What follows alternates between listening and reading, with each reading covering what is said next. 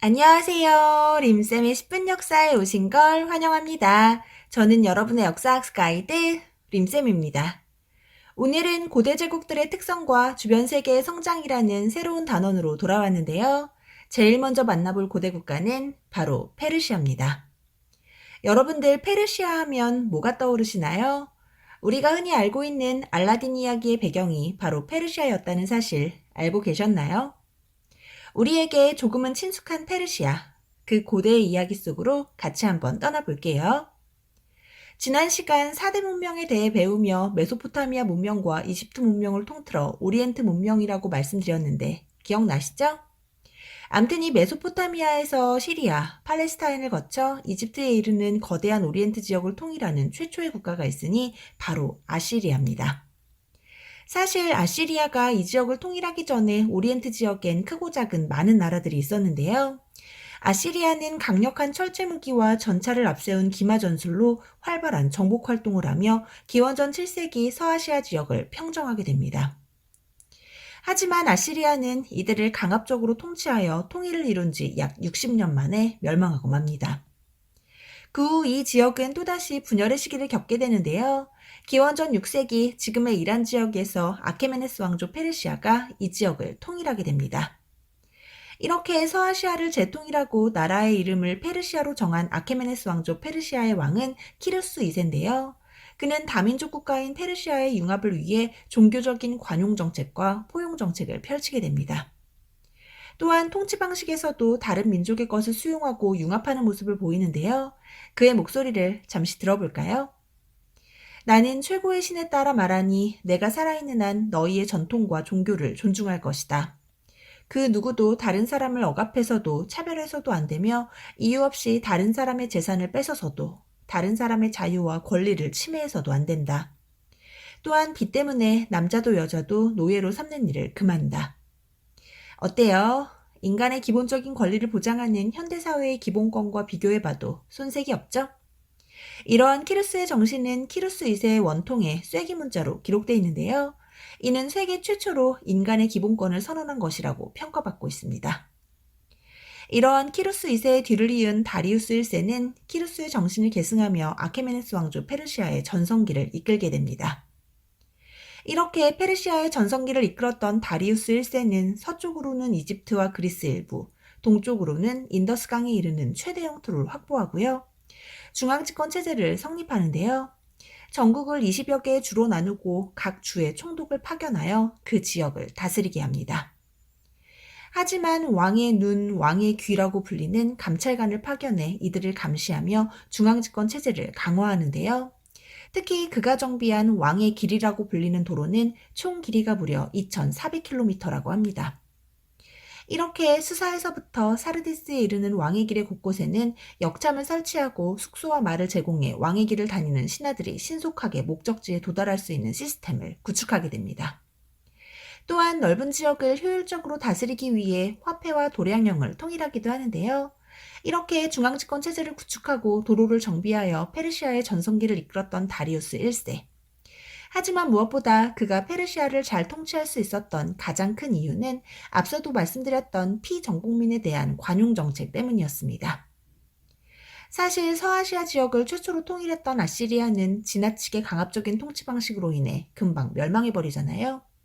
하지만 페르시아는 피정복민의 고유한 종교와 풍습을 존중하는 관용 정책으로 피정복민들의 저항이 비교적 적었고 강력한 통일 제국을 누릴 수 있게 된 것입니다.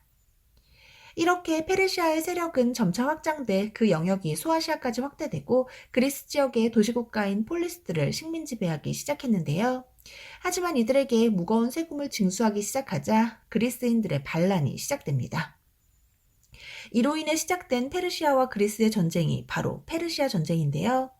페르시아 전쟁은 그리스 본토와 지중해 패권을 장악하기 위해 페르시아가 그리스 지역을 침략하며 벌어진 전쟁으로 1차에 그치지 않고 2차, 3차까지 이어지지만 아테네와 스파르타 등 그리스 연합군의 맹렬한 저항으로 인해 결국 패배합니다.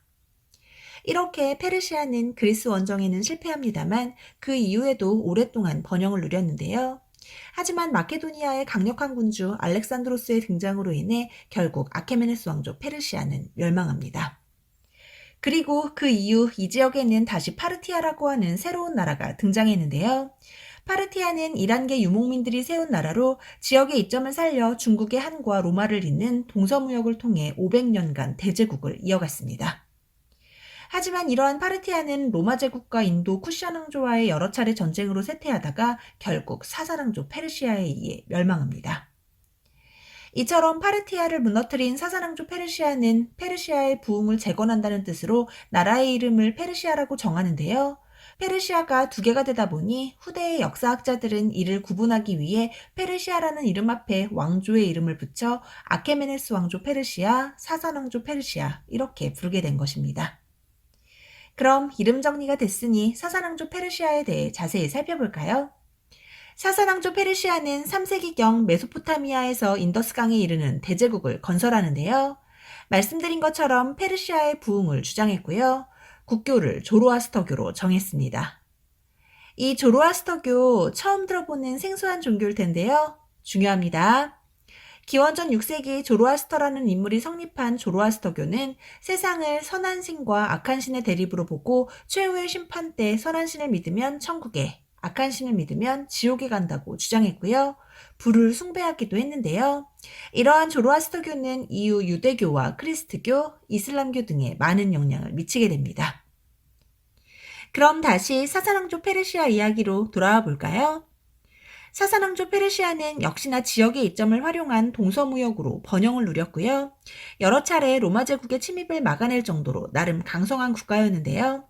아쉽게도 7세기 이슬람 세력에 의해 멸망하고 맙니다. 그렇다면 이렇게 번영을 누리던 페르시아 제국의 문화는 어떤 성격이었을까요? 역시나 중개무역으로 발달한 지역이다 보니 문화 또한 국제적 색깔이 강합니다. 특히 아케메네스 왕조 페르시아의 문화는 이집트와 바빌로니아, 아시리아와 그리스까지 주변국의 문화가 적절히 융합한 형태로 발전하게 되는데요. 페르세폴리스 왕궁 앞에 만국의 문이라는 유적지를 보면 이 인간의 머리를 하고 있는 황소상은 아시리아의 양식이고 기둥의 머리 부분은 이집트 양식과 그리스 양식이 혼합된 모습입니다. 또 페르시아는 황금의 나라다라고 불릴 정도로 금이 유명하고요. 금뿐만 아니라 은과 유리로 된 공예품도 발달하는데요. 동물 모양의 장식이 특징적입니다.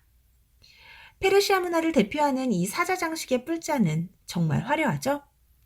당시 페르시아 제국의 강력한 왕권을 자랑하는 작품이기도 합니다.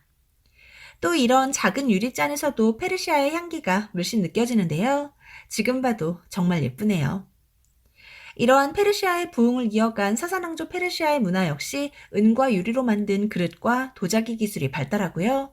특히 뛰어난 품질의 양탄자가 비단기를 통해 중국을 비롯한 동아시아까지 전파됩니다. 우리나라도 신라시대 때 이 페르시아 상인들과 교류한 흔적들이 많이 남아있는데요. 지금 보여드리는 이 유물들은 경주의 고분에서 출토된 것들입니다. 상당히 이국적인 페르시아의 기운이 전해지시나요?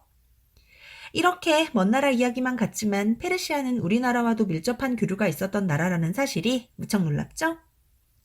오늘은 서아시아 지역을 통일한 강력한 제국 페르시아에 대해 알아봤는데요.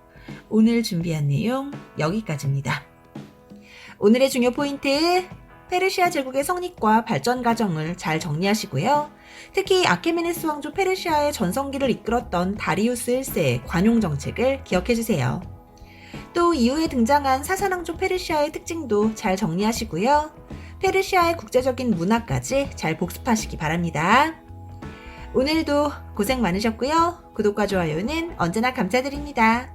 그럼 안녕, 뿅!